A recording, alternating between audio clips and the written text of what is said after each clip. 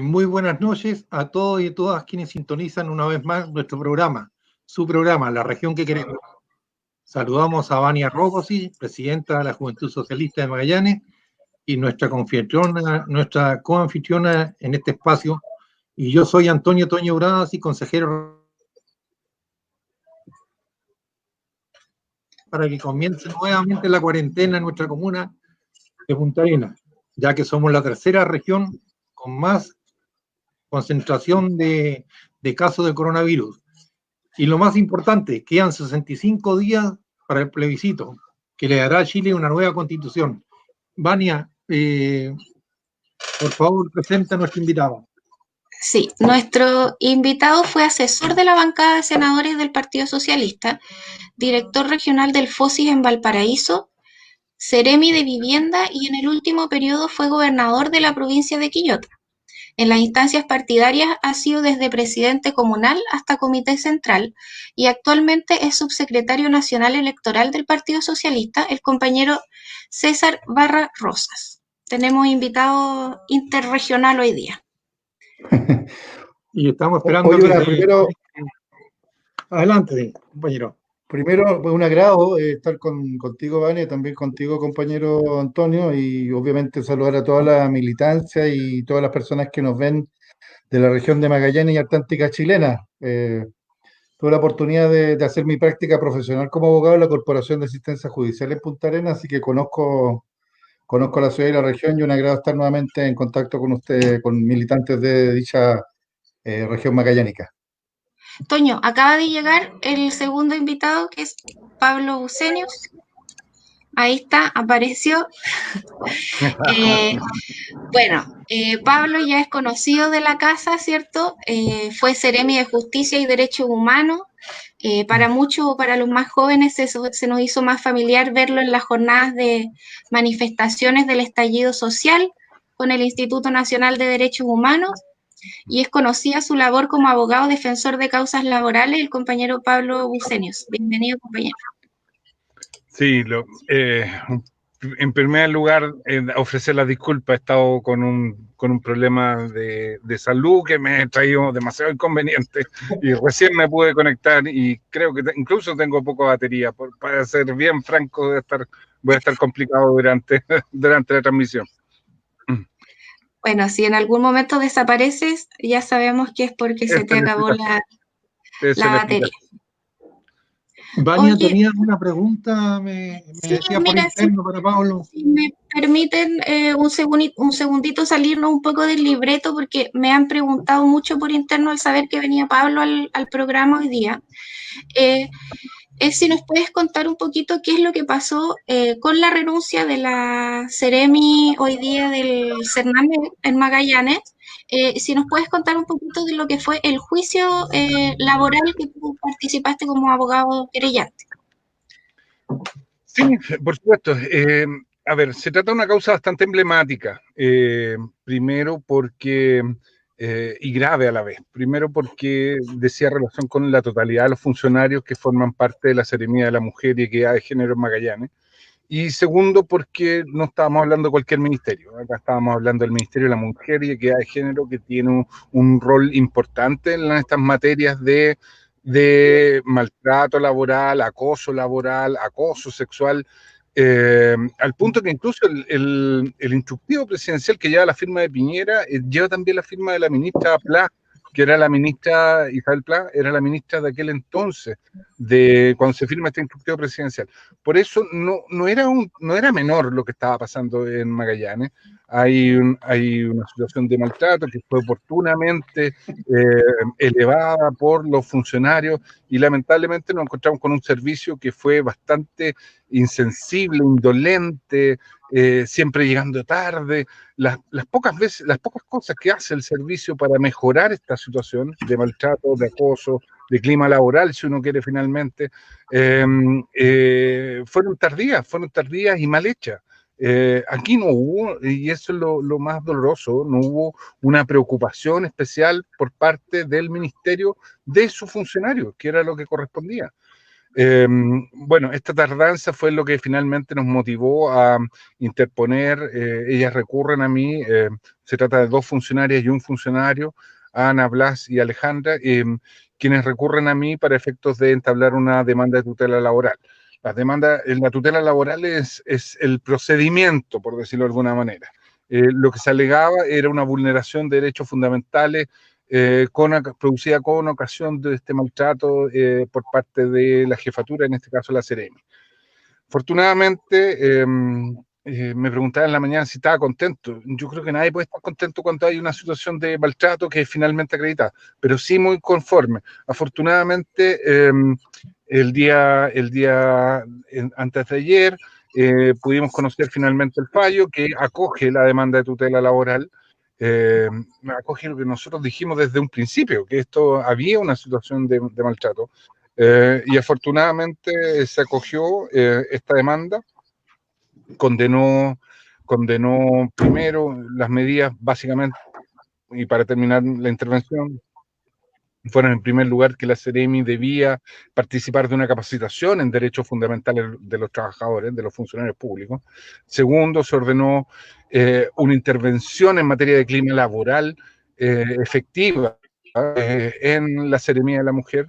En tercer lugar, se condenó al pago de una indemnización por daño moral a los funcionarios que fueron víctimas en este caso, y finalmente se condenó en costas.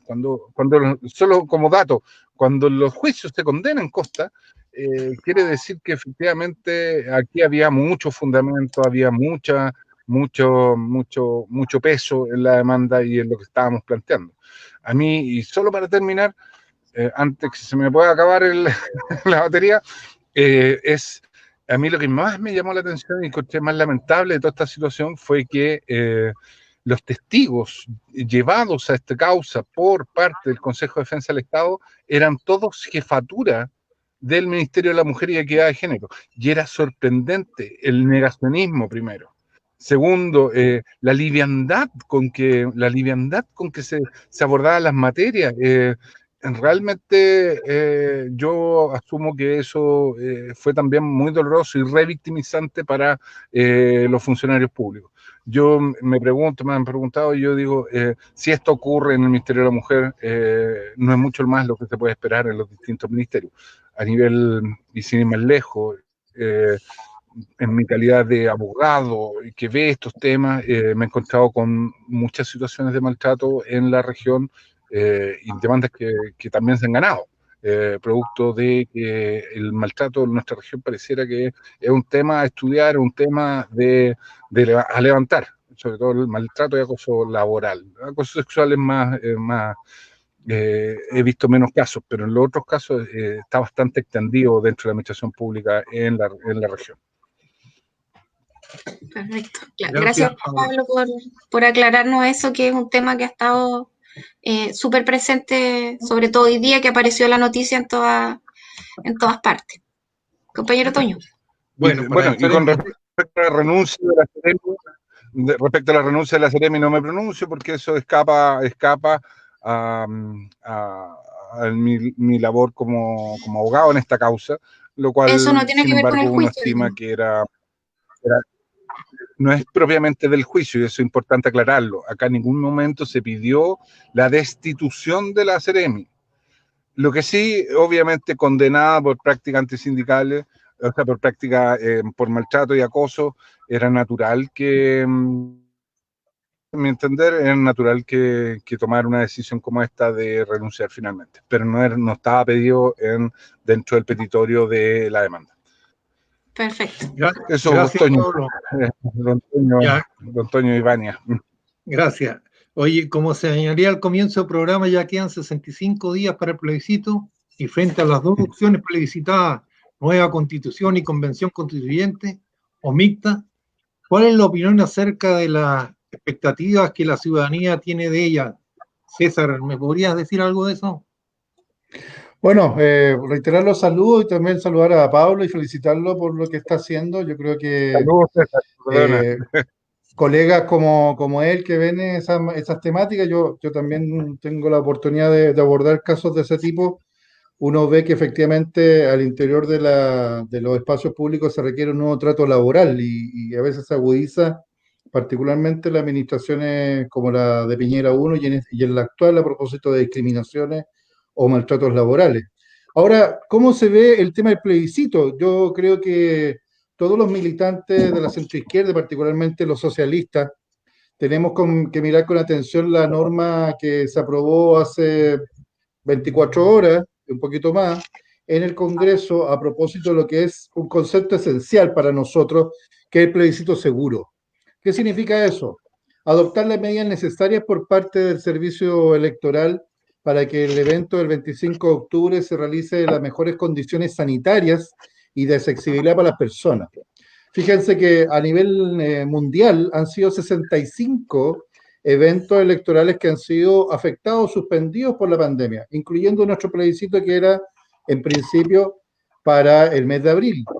Por lo tanto, nosotros ya hemos tomado algunas medidas, que fue postergar a propósito del pic de la pandemia, pero hoy día también el Parlamento le ha entregado al servicio electoral las facultades necesarias mediante una reforma constitucional para que, por ejemplo, tenga la posibilidad de extender el horario de atención de las mesas de sufragio, o sea, el horario de votación, hasta 12 horas. Recordemos que regularmente, y en nuestra normativa histórica, son 8 horas en un proceso de votación. ¿Por qué? Porque lo que esperamos es que obviamente la concurrencia público sea así. Hoy estamos con serios problemas de internet hoy día, parece. El compañero se Ha caído varias veces. ha caído un par de veces. Ahí apareció de nuevo. Vamos a ver cómo nos va. Ahí está. Ahí volví. Quedamos en Estoy el lejos, estoy plebiscito como a seguro. 2.000 kilómetros. Entonces, con este plebiscito más seguro, lo que estamos dando una señal, porque esta es una moción que nació de parlamentarios de centroizquierda, incluyendo a 2 senadores del PS, como Álvaro Elizalde y Alfonso Urresti, estamos dando la señal a la comunidad de que votar el 25 de octubre es seguro para la salud, y yo creo que eso es muy relevante. Por otra parte, se faculta al servicio electoral para adoptar medidas sanitarias, desde la posibilidad de cambiar lápices, de que los vocales, por ejemplo, usen todos guantes, todos con mascarilla, el distanciamiento de las mesas. Va a haber un número restringido de apoderados que va a ser un gran desafío para todas las fuerzas políticas de oposición, que nos vamos a tener que poner de acuerdo en quiénes son los apoderados, porque solamente hay 4 apoderados. Un apoderado del apruebo, un apoderado del rechazo, un apoderado de la convención constituyente mixta y un apoderado de la convención constitucional. Por lo tanto, es un desafío para nosotros los socialistas, para la centroizquierda, para los partidos a niveles locales, de ponerse de acuerdo, porque el fiscalizar el proceso, el que se adopten todas las medidas sanitarias, el que se facilite la accesibilidad, va a ser algo que nosotros tenemos que velar para que este plebiscito,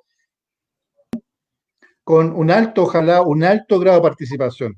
Las encuestas dan que la gente en un 70% promedio, un 65%, tiene ganas, quiere ir a votar.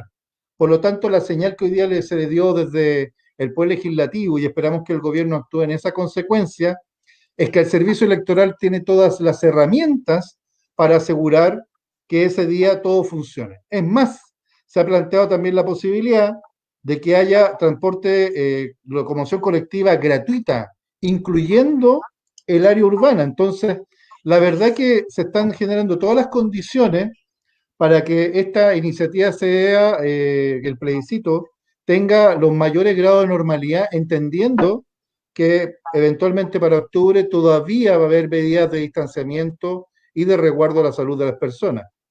Pero ojo, mira, en Corea del Sur, en Polonia, solamente para dar dos datos de países distintos, en un solo día han superado el 65% de participación. Esos países, particularmente Corea del Sur, tienen el voto por correo, que se envía el voto materialmente, igual que en Estados Unidos.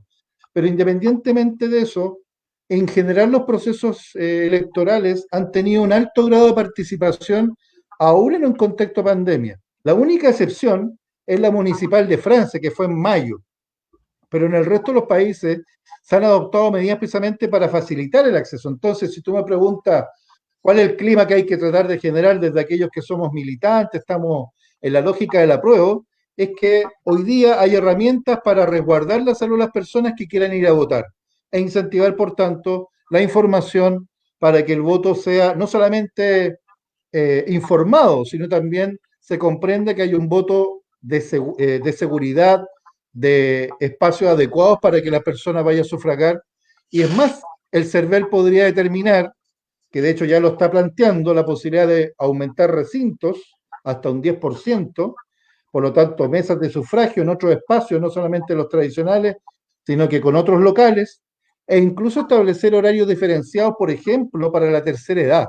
Entonces, ¿y para qué decir con las personas que están contagiadas de COVID? Entonces, acá hay una batería de medidas que tiene que adoptarse el servicio electoral, y la labor nuestra, desde los comandos del apruebo, va a ser primero ponerse de acuerdo, ojalá, en la red de apoderados para defender el voto, para fiscalizar el proceso, pero también para orientar a la gente en torno a cuáles son las medidas de seguridad sanitaria que se están adoptando ese día, porque son importantes para resguardar el derecho a voto de toda aquella persona que quiera concurrir.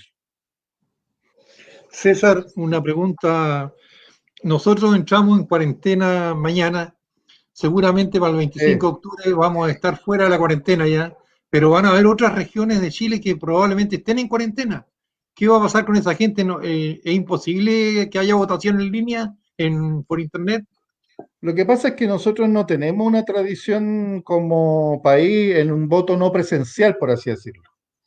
De hecho, en Latinoamérica el voto que no es en papeleta, que por ejemplo un voto electrónico, regularmente también es presencial, como el caso venezolano o el caso en Brasil. Entonces, la verdad que hay poca tradición del voto, como seguramente vamos a ver en Estados Unidos, en torno al tema del correo, ¿no? De que la gente tiene un votito y marca su sufragio y lo deposita en el correo. Acá nosotros no tenemos esa posibilidad. Y un voto online, la verdad que los sistemas electorales que se han implementado para algunas primarias de partidos o elecciones internas, la verdad que la experiencia en el país han sido mala, para decirlo derechamente. La propia UDI, Evópoli, vivieron pequeños ciudadanos, no sé si se acuerdan ustedes, vivieron pequeños escándalos en votaciones o sufragio online. Claro, hay una buena experiencia a propósito de las consultas municipales que se realizaron el año pasado, si ustedes recuerdan, que fue como la previa, el impulso que dieron los alcaldes al tema del plebiscito, y que efectivamente en general funcionó bien.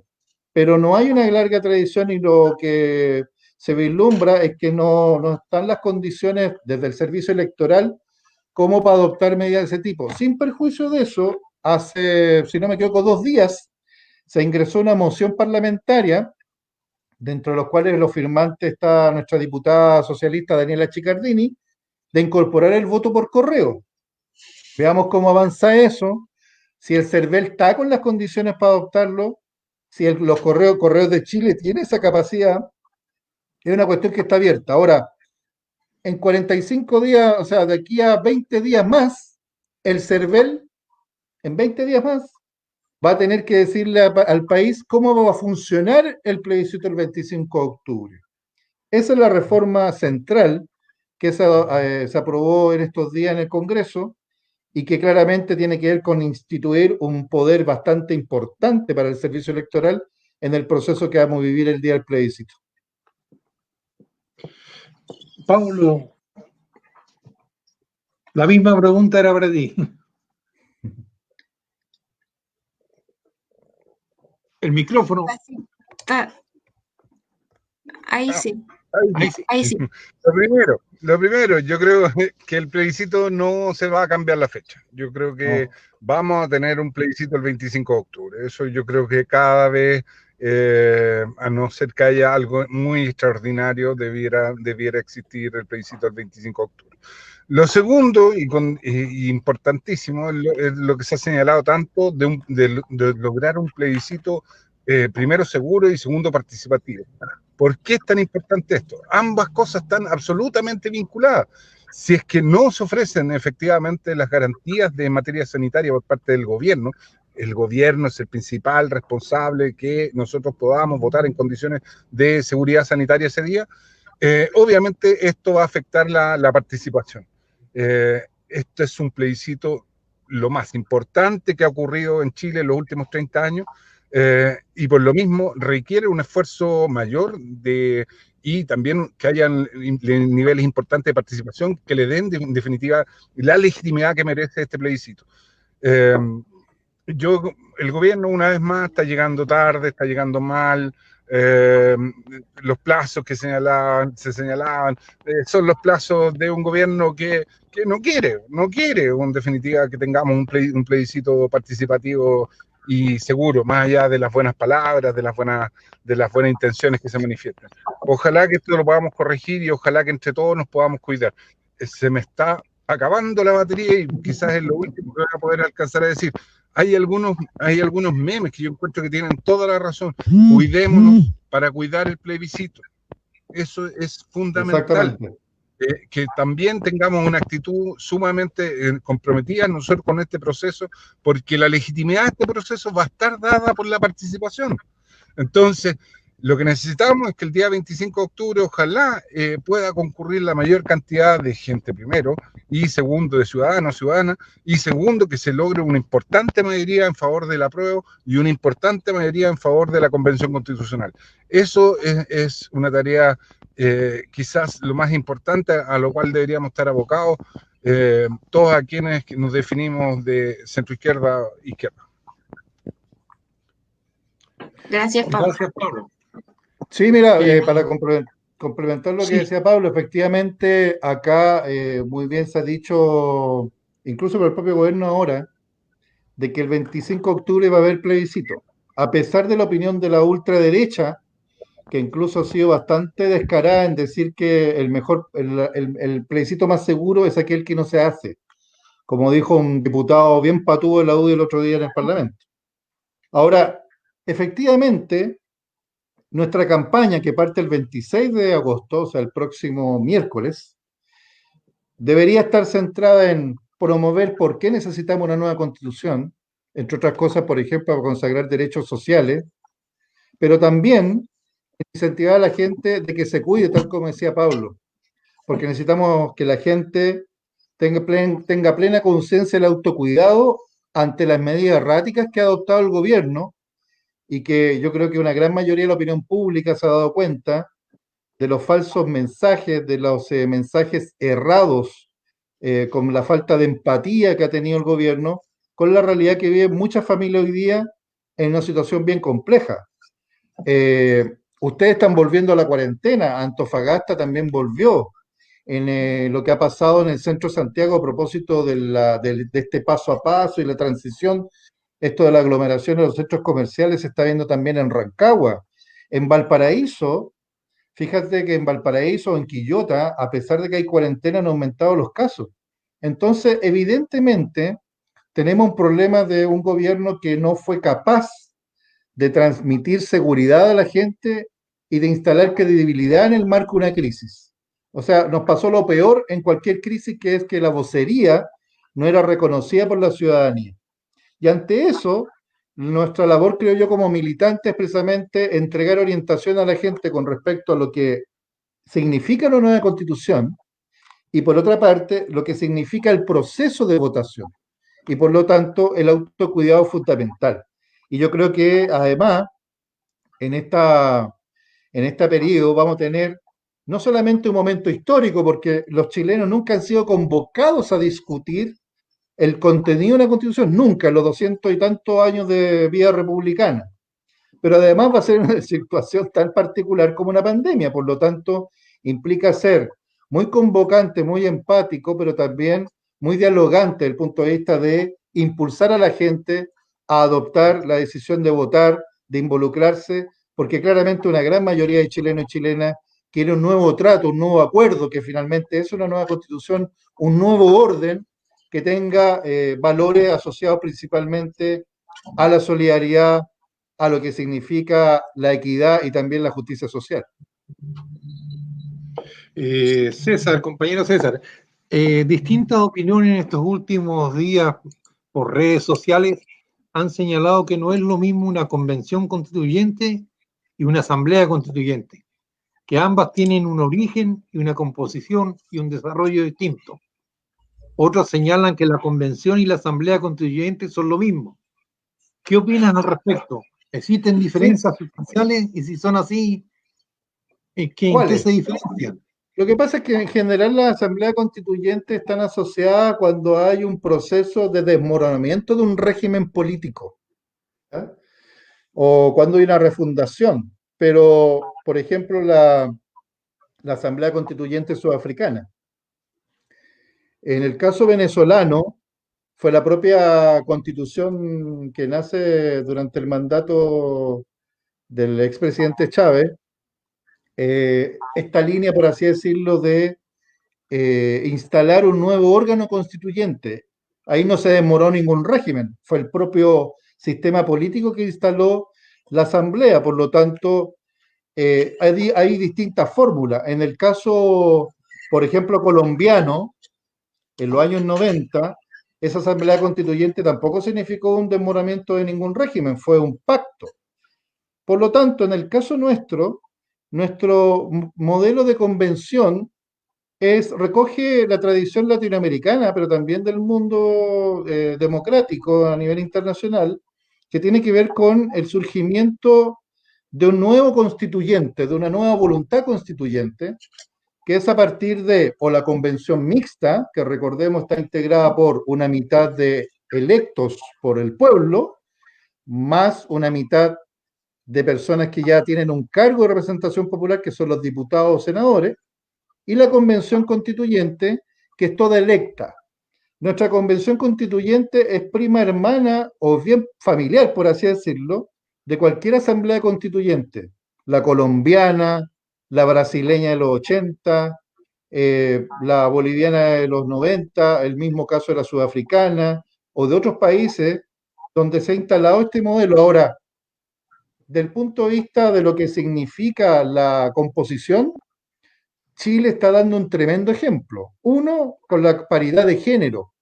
Experiencias de paridad de género en países mucho más avanzados democráticamente que nosotros, como, no sé, Australia, o a la par en desarrollo político, en su momento con Sudáfrica, o Brasil, o Colombia, no hay paridad de género. Y por otra parte, tenemos lo que hoy día se está discutiendo en el Congreso, que tiene que ver con la representación de los pueblos originarios, ¿ya? Que hay una discusión hoy día que la derecha quiere que sea proporcional a un padrón a definir, y nosotros creemos que sea un número acotado entre 23 y 25 constituyentes, con un porcentaje importante de esos constituyentes para el pueblo mapuche. Entonces, nosotros no tenemos, por así decirlo, con toda humildad, no hay nada que envidiarle a ningún proceso constituyente de otro país. Es un proceso bastante propio, con nuestras particularidades, y donde el proceso de una convención constitucional, o sea, todos los integrantes electos, es una modalidad con la equidad de género, la incorporación de los pueblos originarios, con el cual estamos superando ejemplos de muchos países con respecto a sus constituciones, incluyendo países europeos de mucha larga y de importante trayectoria democrática, como también a países del tercer mundo, con los cuales a veces tendemos a decir que nuestro proceso es parecido. Así que nosotros tenemos, yo creo que un proceso que va a ser muy robusto institucionalmente y donde además recoge lo mejor de nuestras tradiciones democráticas en términos de la elección en este caso, de constituyentes. ¿Qué es lo novedoso además en nuestra historia? Que por primera vez a la ciudadanía se le va a preguntar si quiere o no una nueva constitución y además va a votar por quienes van a redactar la constitución. Recordemos que ni el 33, ni el 25, y para qué decir el año 80, le preguntaron a nadie. Tiene que ver con otros periodos de nuestra historia, para qué decir en dictadura, y hoy día obviamente estamos ejerciendo un poder político, democrático, que es señero en la historia de nuestro país en los de los 200 años para atrás, y que yo espero que va a ser señero para los próximos, por lo menos, 50 años. Sí, perdón, yo creo que ahí hay un tema súper importante que es también lo cultural. O sea, hay unas dinámicas que hemos tenido eternamente en la izquierda, que es la pelea de quién es más de izquierda que otro, y también hay que transparentarlo políticamente, digamos, porque tenemos la tendencia, no sé si por romantización de la historia o o de las situaciones en general, o la romantización de la política misma, digamos, de irnos mucho por lo simbólico. Entonces, es importante dejar en claro que técnicamente lo único que varía entre asamblea y convención constitucional es el nombre. Y Sí. es el nombre, ¿por qué? Porque al momento de negociar, es más, el título del acuerdo, que es algo que le molestó mucho a la izquierda a nivel nacional, digamos, es el título del acuerdo, que es el acuerdo por la paz y la nueva constitución. Y solo el título de agregar el por la paz hace que la gente piense que este acuerdo es prácticamente una traición al pueblo. Y eso no es así. Eso es porque cuando se hacen acuerdos, uno tiene que conformar a las partes. Y a la derecha le hubiera dolido mucho que esto se llamara Asamblea Constituyente. Mira, lo que pasa es que yo creo que si hablamos de culturas de izquierda, yo creo que lo primero que tiene que asumir cualquier persona que es de una cultura de izquierda es que nuestra lucha es por la paz. De hecho, en momentos muy álgidos de la humanidad, en la Primera Guerra Mundial, los partidos socialistas y partidos comunistas en Europa luchaban por la paz. En lo que significó el cómo tú enfrentabas al autoritarismo fascista en los años 30 en Europa, por parte de la izquierda también era por la paz. Entonces, acá no puede haber alguien que se defina de izquierda que no esté por la paz. Segundo, cuando tú hablas de una nueva constitución, es un nuevo trato a partir del diálogo y donde nadie de izquierda puede pretender tener una constitución de izquierda, porque eso es una mirada, primero, que es autoritaria, porque finalmente nuestra visión, y particularmente aquellos que escribimos el socialismo democrático, como el Partido Socialista de Chile, tenemos una visión integradora de la sociedad, a partir de nuestras opiniones y ojalá convencer más gente, pero eso a partir de la democracia, no de la instauración de un régimen mediante la insurrección. Y lo que se vivió particularmente en el marco del estallido es una discusión que yo creo que fue bien interesante, porque ahí aparecieron algunas banderas aisladas, creo yo, dentro de la sociedad muy minoritaria, que no visualizaban que finalmente los problemas de la democracia se solucionan con más democracia. Y yo creo que eso es lo que nosotros los socialistas lo aprendimos a partir del ejemplo de nuestro principal mártir, que es Salvador Allende. Allende nunca flaqueó en sus convicciones democráticas. Y el socialismo, a partir de la derrota política y militar y la persecución y el terror, a partir del año del 73, el golpe de Estado, aprendimos a valorar, yo creo que esencialmente dos cosas. El respeto a los derechos humanos y, por cierto, el valor de la democracia como un mecanismo para enfrentar y potenciar los cambios sociales. Y yo creo que eso, claro, a veces alguna personalidad más térmica, más, más quizá ansiosa, pretende que sus ideas son la verdad. Y yo creo que nosotros, desde el punto de vista de lo que es el aporte de la izquierda chilena e incluso la izquierda mundial, tiene que ver precisamente con los mensajes de nuestros fundadores, de Eugenio González en los años 40 y del socialismo en los años 40, y particularmente la trayectoria de Allende, en nunca separar la posibilidad de transformación social con un proyecto democrático. Y yo creo que en ese sentido el acuerdo del 15 de noviembre ratifica nuestras convicciones. El socialismo, desde que volvimos a la democracia, ha planteado la necesidad de convocar al pueblo de Chile para que haya una nueva constitución.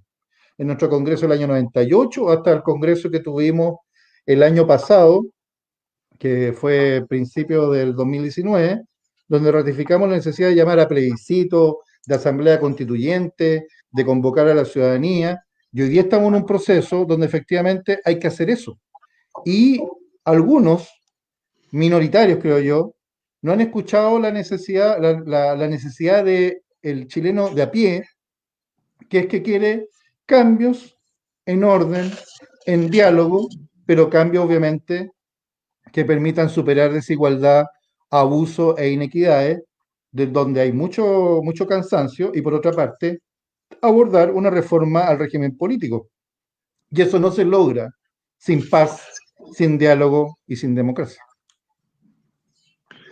Vania, ¿tienes algún comentario o alguna tenemos pregunta? aquí saludos. El programa de la gente, dice Diego. Nancy, bueno, Pablo se le apagó el celular, pero dice, muy bien, Pablo, defender a los y las trabajadoras es un orgullo. María de Los Ángeles dice, un gran saludo a los compañeros, muy interesante el tema. Antonia Matus, que por cierto es vicepresidenta nacional de la mujer de la Juventud Socialista, dice, un abrazo, compañeros.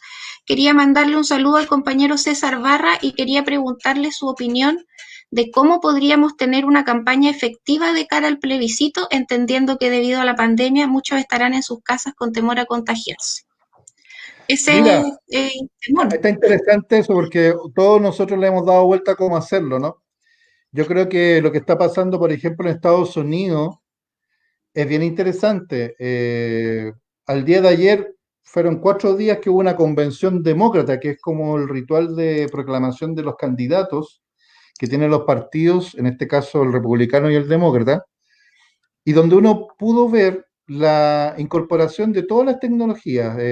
Tal como nosotros estamos hablando, John Biden estuvo con 4 líderes sindicales de distintas actividades productivas manufactureras en Estados Unidos, ratificando el compromiso de los demócratas en ese caso con la agenda, así decirlo, sindical o de derechos de los trabajadores. Yo creo que hoy día la posibilidad de que yo esté conversando con ustedes, donde estamos a varios miles de kilómetros, da cuenta de que nosotros hoy día podemos potenciar el uso de las nuevas herramientas tecnológicas para llegar a la mayor cantidad de gente posible. Y yo creo que eso es lo que hay que impulsar, superando también a la prensa más reaccionaria y derechista, que claramente es la que ha estado permanentemente un espacio sobredimensionado a la opción de la derecha. Es cosa de ver los matinales y la presencia de algunos alcaldes, donde evidentemente esto ya incluso es para chiste, para meme, y lo mismo pasa a propósito de lo que son los ires y venires y las angustias y sucesos de las peleas al interior de la derecha. Entonces, para nosotros yo creo que es importante el aprovechar las redes sociales, la red de WhatsApp, el Facebook, este tipo de streaming, porque evidentemente es lo que hoy día va a estar instalado en nuestras relaciones sociales. Yo tengo una hija pequeña de 12 años que todos los días a las 8 de la mañana se conecta y se mete a clase, pero también asumiendo de que hay muchas personas, y lo hemos visto en el tema educativo, que no tienen acceso a las nuevas tecnologías. Entonces ahí también tenemos que ir definiendo ciertas estrategias a niveles locales que permitan que los militantes, que la gente más convencida, que la gente más comprometida, dirigentes sociales, lleguen con el mensaje a la casa de la otra persona, del vecino, que no tiene cómo conectarse porque no tiene bolsa de minutos, porque no tiene bolsa de WhatsApp, etc. Ese es un proceso que vamos a vivir con todas las dificultades que tenemos que asumir, pero la tarea, por lo mismo, es requete contrahistórica, por así decirlo. No es solamente un momento inusitado en la historia chilena, sino que además, en términos prácticos, materiales, es difícil. Pero yo creo que nosotros hemos enfrentado situaciones todavía más complejas. Y yo creo que es el momento precisamente de todas aquellas, particularmente las personas de izquierda, de involucrarse en este proceso, sean o no militantes, porque es un proceso que va a marcar no solamente nuestras vidas, las generaciones que hoy día estamos vivos, sino que las generaciones de aquellos que están por nacer o que están muy chiquititos. Y yo creo que eso es nuestro esfuerzo que es central hoy día, y esa es la épica que tenemos que entregarle a la tarea de que la gente vaya a votar el 25 por el apruebo y por la Convención Constitucional. Gracias, compañero. Y pasando a temas más de fondo, como son las reformas estructurales, los partidos oficialistas y el gobierno han señalado en distintas oportunidades que en materias tales como el trabajo, la educación, la salud, en distintas oportunidades nos han dicho que eso no debiera ser parte en el cambio de la Constitución, que debieran ser abordadas como políticas públicas y no como normas constitucionales. Quisiera saber, César, compañero César, ¿cuál es tu opinión respecto a eso? Mira, yo primero creo que nosotros tenemos una definición que es esencial. Nosotros creemos un Estado social que garantiza derechos. Y por lo tanto tenemos una definición estratégica que es distinta a la de la Constitución del 80, que establece un Estado subsidiario. ¿Qué significa eso? Que en las materias sociales que le importan a la gente en lo cotidiano, el Estado es un Estado ausente, solamente tiene que ocuparse de la defensa nacional, de la frontera, de lo que significa el orden público, y actúa en el área social o educación cuando en la práctica no es un buen negocio. Entonces tiene que atender a las capas más vulnerables o más pobres de la ciudadanía. Esa sí es la tónica de nuestro modelo de desarrollo en distintos ámbitos. El mejor ejemplo de educación y salud, en la lógica de la ISAPRE y FONASA.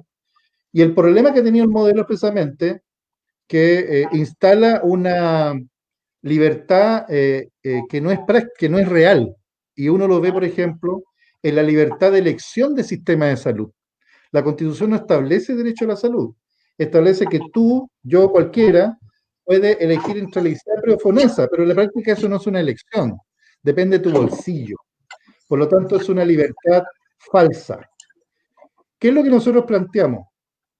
Que una constitución tiene que ir, obviamente, a tono con sus tiempos. Esta constitución ha sido reformada de manera sustantiva en dos momentos. El año 89, para darle la salida, por así decirlo, a un autoritarismo presidencial que era súper exacerbado, para eliminar el artículo 8, que entre otras cosas a nosotros los socialistas nos dejaba fuera la ley, para establecer, por ejemplo, la superación de varias prohibiciones que tienen que ver con el ejercicio a voto de las personas, particularmente aquellos que nos definimos como marxistas o de origen marxista. Entonces, hay una serie de definiciones que en el 89 se cambiaron, igual que de una constitución con un excesivo presidencialismo, pero se superó todo lo que era lo más duro del pinochetismo, entre otras cosas porque pensaban que Pinochet iba a gobernar con esa constitución. Tanto así que el presidente en esa constitución antes de la reforma del 89 podía disolver las cámaras. Y eso te da cuenta de un poder exacerbado. El 2005, Lagos provocó algo que también es importante, que fue superar la tutela militar de la democracia.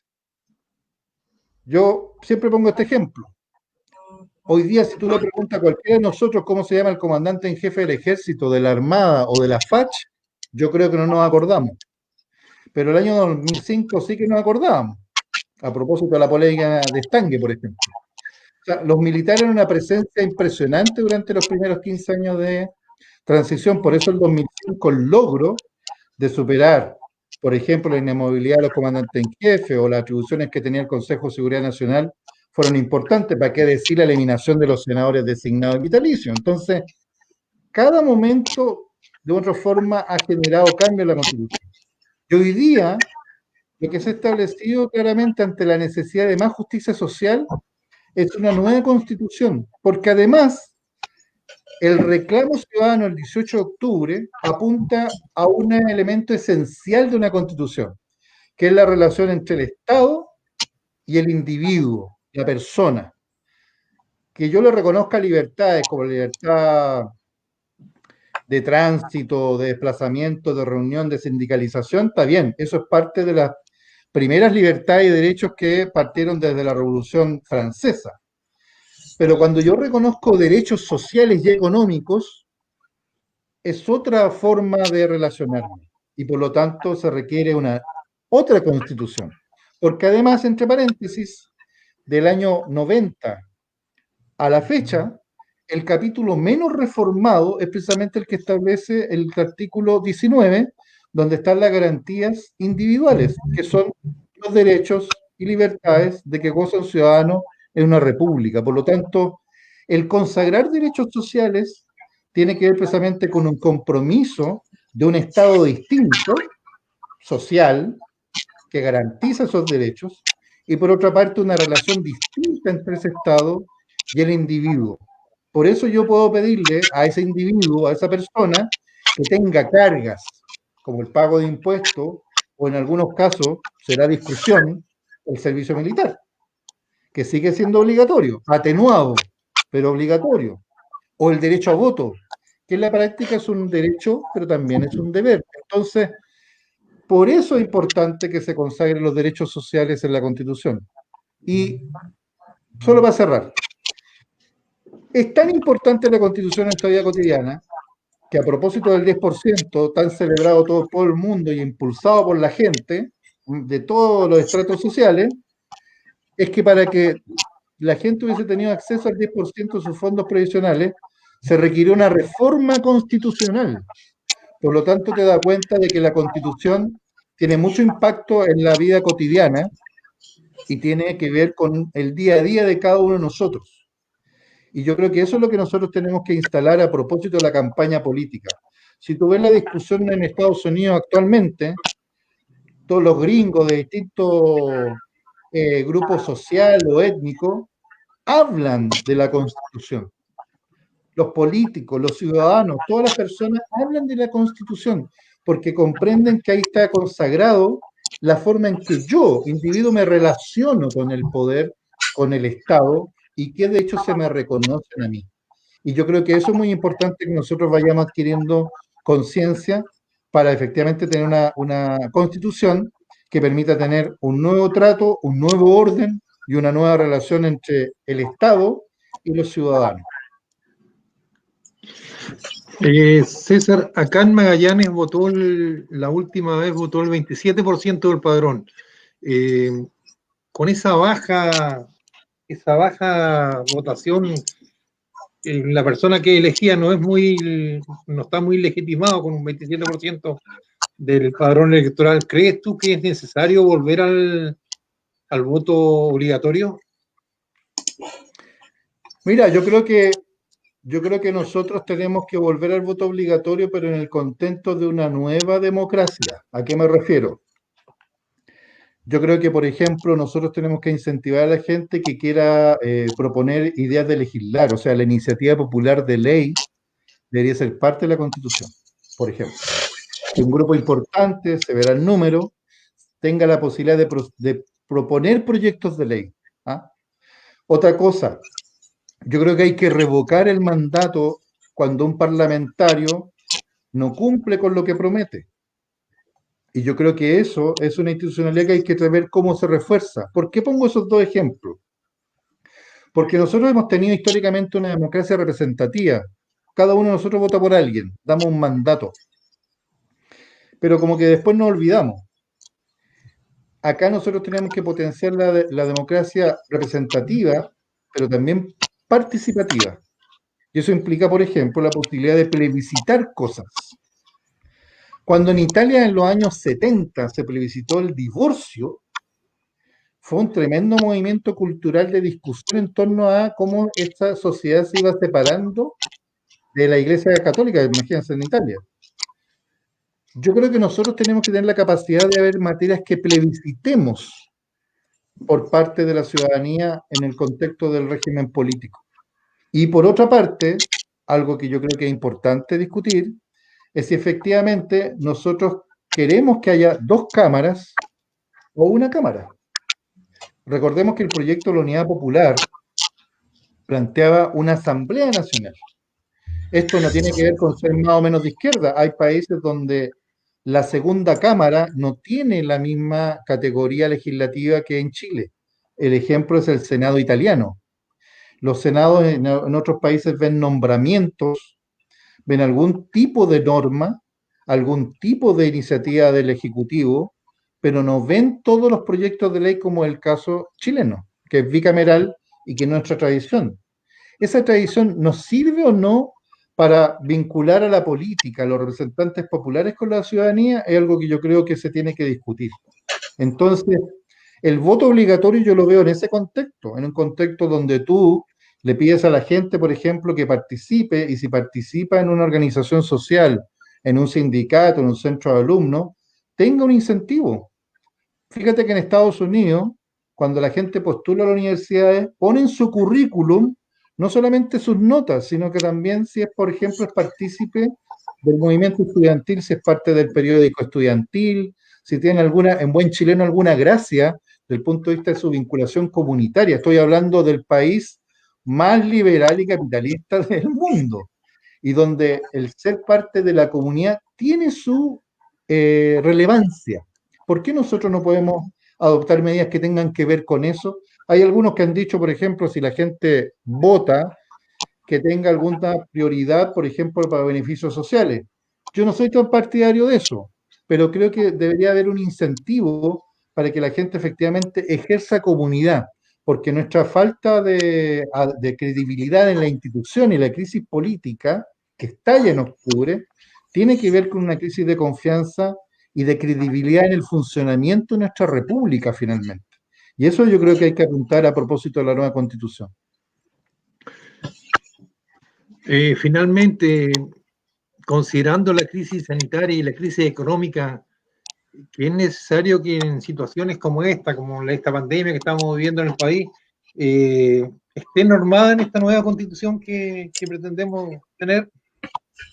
Mira, yo creo que hay que establecer algunas miradas o reformas con respecto al estado de catástrofe.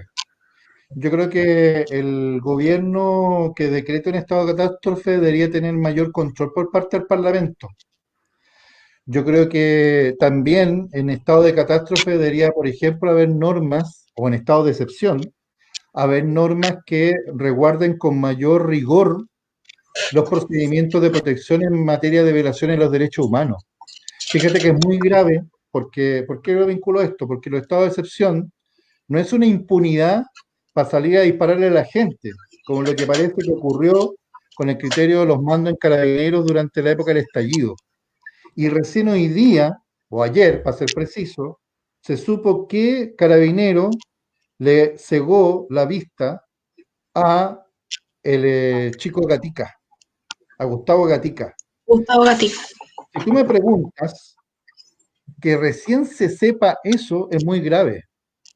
Y eso es un caso de cerca de 400 personas que fueron afectadas, donde tenemos el caso de Fabiola Campillay y el caso de Gustavo Gatica. Yo creo que hay que hacer reformas constitucionales en torno al estado de excepción y legales que permitan, cuando exista eso, tener, por ejemplo, mayores facultades para el Instituto Nacional de Derechos Humanos, que las fiscalías tengan procedimientos especiales, porque yo creo que la experiencia que nosotros hemos vivido, tanto en el 18 de octubre y todo lo que es el estallido social y la pandemia, dan cuenta que todavía tenemos una falta de cultura de respeto a los derechos humanos en nuestra institucionalidad, tanto en las policías como en el funcionamiento del quehacer cotidiano. O sea, no puede ser que un empresario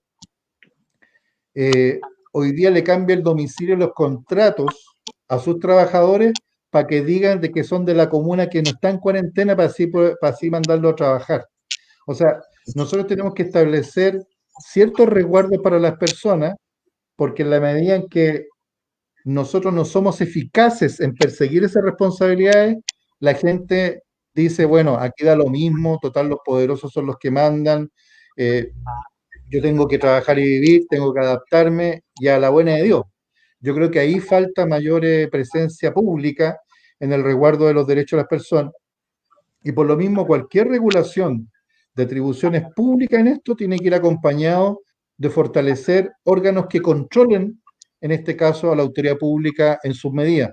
Mira, hay mucha sensación o mucha rabia a propósito de lo que fueron las medidas que adoptó Mañalich. que no pescó en buen chileno ni a las sociedades científicas, ni al colegio médico, ni a los trabajadores de la salud, y hubo una sensación de, finalmente, de impunidad. Yo tengo la impresión que ahí nosotros tenemos que tener la capacidad que en pandemia haya un control de la sociedad y que no sea una dádiva de la autoridad escuchar a algunos científicos o a algunos gremios, sino que efectivamente en situaciones de pandemia haya la lógica de constituir un espacio de debate y de diálogo y de acuerdo en torno a las estrategias sanitarias. Las estrategias sanitarias más relevantes que se han adoptado en este proceso tienen que ver con democracias bien sólidas, como el caso de Nueva Zelanda o el caso de Australia, para poner los buenos ejemplos. Hay otros regímenes que tienen características obviamente autoritarias, como el caso de los rusos, pero evidentemente quien le ha ido mejor ha sido las democracias. Y eso yo creo que hay que destacarlo. Hay excepciones donde las democracias se han equivocado, como el caso inglés, o el caso italiano, o el caso español, o el caso sueco. Pero en el caso de los liderazgos, además, muchos coinciden con los liderazgos femeninos, ojo, que el caso de la canciller Merkel o de la primera ministra neozelandesa, tiene que ver con que hubo diálogo, hubo capacidad de entendimiento, y así se fue enfrentando la pandemia sin mentirle a nadie, sin ocultar cifras, y por el contrario, asumiendo la responsabilidad política. César, una pregunta, una de las cosas, o sea, yo creo que para todos podemos coincidir en mayor o menor medida, ¿cierto? Pero está más o menos claro que hoy día estamos viviendo una crisis de las instituciones y partimos desde la iglesia o las iglesias por las instituciones de las fuerzas de orden y una de las últimas cosas que se ha puesto en cuestión, que se viene arrastrando hace un tiempo, es el poder judicial. Yo siento que nosotros le estamos poniendo quizás demasiada presión a la nueva constitución, porque también existen cambios culturales que es súper necesario de hacer, que tienen que ver con la corrupción o los prejuicios al momento de tomar determinaciones, como en el caso de los jueces o las juezas que se han puesto en cuestión últimamente, donde entra el tema del poder judicial y no quiero sonar nazi, digamos, pero del control del Poder Judicial en la Constitución, o cómo se pudiese transparentar eso, o quizás existe alguna figura donde, no sé, se establezcan criterios un poco más uniformes. Mira, no yo sé creo si eso tiene que ver con la Constitución, pero te lo tiro así porque, claro, sí. existe la separación de los poderes, estamos todos de acuerdo con eso, pero pareciera ser que hoy día hay que fiscalizarlo todo. Y eso es súper complejo para las instituciones. No, por supuesto, yo creo, mira, primero destacar lo siguiente, bueno, todos los estudiantes, personas que hemos estudiado Derecho, sabemos que en la Constitución, el artículo 73, que establece, por así decirlo, el primer artículo del capítulo Poder Judicial, es más o menos copiado desde la Constitución del 33, en la lógica de que un poder obviamente independiente, autónomo con relación al Ejecutivo, pero también el Poder Judicial siendo sujeto de crítica, igual que los partidos, que la política, que el Parlamento, tiene que adoptar medidas que impliquen no solamente serlo, sino también parecerlo. Porque en eso yo creo que a propósito de algunos fallos o medidas, la verdad que empieza a cuestionarse todo el sistema y donde por ahí yo aprendí que no solamente hay que mirar la ley, sino que también el juez que la aplica. Y yo creo que esa subjetividad que es propia de la justicia, lo que hay que establecer son ciertos parámetros de ley, pero también de, por así decirlo, de auditoría judicial, ¿ya? Claro, ¿quién tiene la fiscalización y la superintendencia de los tribunales inferiores? Siempre han sido los tribunales, valga la redundancia, superiores, la Corte Suprema, pero creo que efectivamente, dado las dificultades que se exponen a veces los jueces, yo creo que efectivamente debería haber algún tipo de procedimiento que permita, primero, que la ciudadanía comprenda o transmitirle a la ciudadanía para que ella comprenda, y es una carga al Poder Judicial, cómo son sus procedimientos.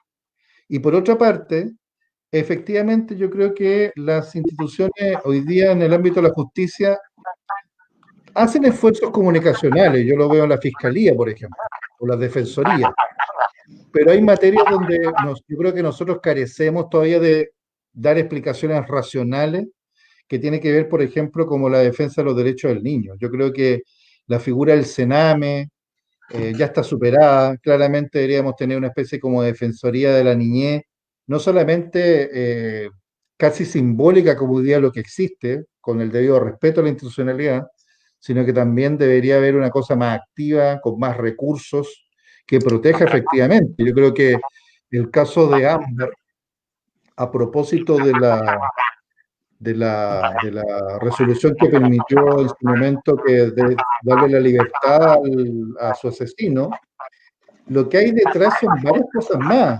La historia de Ámbar es una historia de varias vulneraciones y de hecho hacía poco que Ámbar había presentado una denuncia no contra su asesino, sino que contra otro adulto por abuso sexual.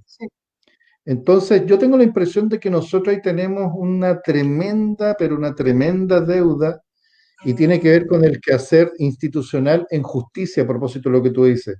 Porque si hay alguien a quien proteger, es a los niños, a los menores de edad. ¿Para qué decir la reforma es necesaria en torno al tema de violencia intrafamiliar o violencia de género? Que yo creo que efectivamente nosotros tenemos que apuntar a algo que de hecho los socialistas lo acordamos en la Conferencia Nacional de Programa del 2018, y tiene que ver con una especie como de defensor del pueblo. Es una institución que el presidente Elwin planteó al Congreso en su oportunidad, que fue desechado, pero que en esa reforma de hecho lo que se originó fue la Academia Judicial, por ejemplo, pero que desde el punto de vista de los derechos de las mujeres, los derechos de los adultos mayores maltratados, que también hay una cantidad importante de situaciones de ese tipo, y de los menores, debería haber un defensor popular que represente esas causas.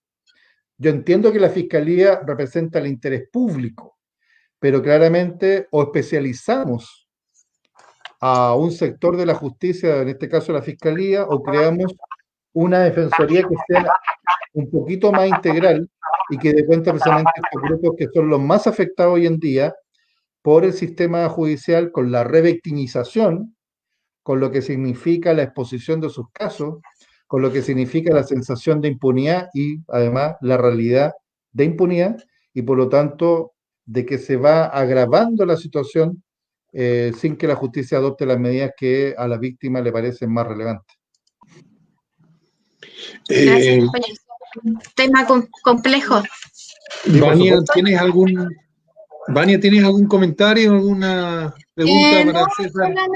Solamente acá que en relación a lo que hablábamos de cómo hacer campaña hoy día con otros medios, porque nosotros claramente somos de una tradición de campaña a la que ya estamos acostumbrados, ¿cierto?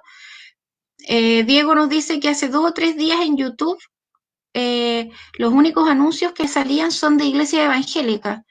Sin duda las iglesias evangélicas se pusieron la mano al bolsillo y empezaron a pagar publicidad. Qué bueno sería que los partidos de izquierda ocupen esas herramientas. Ese es nuestro último comentario sobre ese tema. Bueno, yo creo que el llamado a todos nosotros y nosotras es que efectivamente ocupemos la herramienta, que ocupemos el WhatsApp, que promovamos, mira, más que crítica a alguien, el por qué es necesaria una nueva constitución, el por qué necesitamos un nuevo acuerdo, un nuevo trato, por qué efectivamente hay que consagrar los derechos sociales, por qué requerimos un nuevo régimen político más cercano a las personas, por qué requerimos normas anticorrupción o por la probidad que estén a rango constitucional. Sí. Y por lo mismo, o esto mismo que hablamos, la iniciativa de ley o la revocabilidad del mandato, yo creo que son instituciones que son dignas de estar en la Constitución. Como, por ejemplo, tú dices, bueno, alguien querrá sacar el Tribunal Constitucional, otros querrán que las atribuciones se arraigan en la Corte Suprema. Eso es más propio como de abogados, pero tiene que ver con la realidad de todos nosotros. A propósito de las discusiones de la AFP, del retiro de fondos. Entonces, yo creo que hay que tratar de acercar muy pedagógicamente estos contenidos a la gente partiendo de algo que es fundamental, que en este momento del voto, de la deliberación, somos todos iguales. Y eso yo creo que es fundamental para que fortalezcamos nuestra democracia. Yo creo que ese es el mensaje que tenemos que darlo hoy las socialistas, y donde el primer paso es este plebiscito, y donde yo creo que hay que ser muy positivo, hay que ser muy propositivo y propositiva para efectos de convocar a la gente. Y reitero un concepto, nosotros lo que queremos es paz, es diálogo, es más solidaridad, es más fraternidad, efectivamente una sociedad democrática, participativa, plural, tolerante, plurinacional a propósito de la reivindicación de nuestros pueblos originarios, con mayor libertad, con más derechos, pero también con deberes propios de una república a propósito del tema del voto obligatorio y voto voluntario. Y yo creo que eso es lo que nosotros tenemos que transmitir, que esta es una tarea esencialmente republicana y demócrata, esencialmente de transformación social a partir, en este caso, desde los socialistas, desde el mensaje que han dado nuestros mártires y nuestros fundadores, padres y madres fundadoras, y donde yo creo que nosotros tenemos que, en ese sentido, convencer a toda aquella gente que quiere transformar la sociedad de que este es el camino más acertado, más seguro, y por lo tanto hay que participar el 25 de octubre. Gracias, César. La verdad que estamos llegando al final de este programa. Nada más que agradecerte, César. Fue un agrado poderte tener en conversación con nosotros, así que te dejo para que te despida la gente de Magallanes. No, bien, pues yo creo que además en la Constitución hay que consagrar más poder para las regiones, pensando en una región pionera, como son ustedes, y donde efectivamente se requiere un Estado más fuerte para potenciar el desarrollo económico, social de una zona tan extrema, y donde además tenemos una posición tan estratégica en torno al futuro de la humanidad como en la Antártida. Yo creo que eso es algo que también tiene que estar en la Constitución, donde no solamente está el nombre de las regiones, sino también mayores posibilidades de desarrollo, más poder a la ciudadanía de las regiones, porque efectivamente la descentralización se hace con hechos y no con palabras, y nosotros tenemos que superar muchos años de centralización. Así que un agrado, hablándoles desde la región de Valparaíso, y un abrazo a todos los hermanos y hermanas magallánicos y magallánicas. Que estén muy bien. César, antes que te desconecte, el 4 de septiembre se cumplen 50 años del triunfo de la Unidad Popular. Así que, ¿qué recuerdos tienes tú del gobierno de la Unidad Popular? Yo era chico, yo nací el 69. Pero algún recuerdo tienes que tener. Mira, yo lo que tengo el recuerdo es principalmente de las conversaciones de mis padres, que eran muy jóvenes cuando votaron por Allende, y tenía que ver con la esperanza. Ellos no eran militantes, era gente popular con una esperanza en el cambio social, mi padre era obrero, mi madre de una comuna de los Andes, y la verdad que la aspiración tenía que ver precisamente con esto, de que a partir de la democracia se podían cambiar las cosas, que a partir de la decisión del voto tú podías soñar en una sociedad más justa, no con una aspiración material, sino que tiene que ver más bien con el trato. Chile era un país muy humilde, y yo creo que esa aspiración es lo que representaba precisamente Allende, un hombre que recorrió de punta a cabo Chile. Yo tuve la oportunidad de conocer compañeros magallánicos que me decían, ahí estuvo sentado Allende. Y ese recuerdo, esa fuerza, es lo que yo creo que tiene que motivarnos para precisamente el mejor homenaje a la Unidad Popular, a Allende, a nuestros compañeros y compañeras de la época, es precisamente seguir en esa senda democrática, republicana, de transformaciones sociales a partir de la confianza en el pueblo, a partir del diálogo con el pueblo y en el trabajo con el pueblo. Bueno, muchas gracias, César. Un abrazo. Vania, nos encontramos el próximo viernes a las 20:30 horas. Saludos. Nos vemos. Chao, gracias, compañero. Chao.